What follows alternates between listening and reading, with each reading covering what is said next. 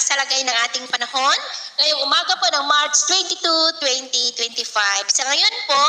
ay nananatili na walang anumang banta ng sama ng panahon sa loob at labas ng ating area of responsibility, pero may mga weather system pa rin na nakakaapekto po dito sa ating bansa. Shear line ang nakakaapekto sa may Visayas at Palawan, easterly sa may Mindanao at Amihan dito sa Luzon, pero unti-unti naman na po na humihina ang lamig ng Amihan dahil po yan sa presensya ng high pressure area na nasa northeast po ngayon ng Taiwan. At sa ating long range forecast, consistent pa rin na walang bagyo na namamataan na tatawid po sa ating kalupaan for the next 2 weeks. At sa lagay ng ating panahon, ngayong madaling araw ay maayos ang panahon sa malaking bahagi po ng ating bansa, pero may tsansa pa rin ng mga isolated rain sa ilang bahagi, lalo na sa silangan ng Cagayan, Oriental Mindoro, Palawan, Aklan, Capiz, ilang bahagi ng Iloilo, Camarines Sur, Catanduanes, ilang bahagi po ng Negro, Cebu, Leyte, Bohol, Eastern Samar, ilang bahagi ng Caraga, Misamis Oriental at Sulu Archipelago. At mamaya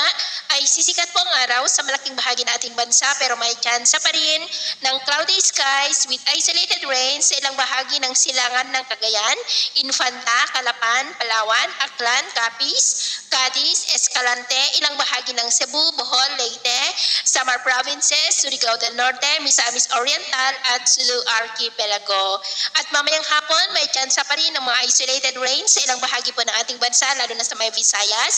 Kaya mag-ingat po tayo dahil posible pa rin ang mga banta ng mga pagbaha at pagguho ng lupa. At sa atin naman pong mga baybayin, maalon po ngayon sa silangang baybayin ng Polillo Islands, eastern seaboard ng Catanduanes, Sorsogon Seaboard, northern Samar Seaboard, eastern seaboard ng Siargao, na ang mga alon po ay posibleng aabot hanggang po sa 2 to 3.5 meters height. Hanggat maari ay iwasan na po muna natin ang kapalaot dyan sa mga may kulay pula para po mas makaiwas sa mga sakunang pangkaragdagan.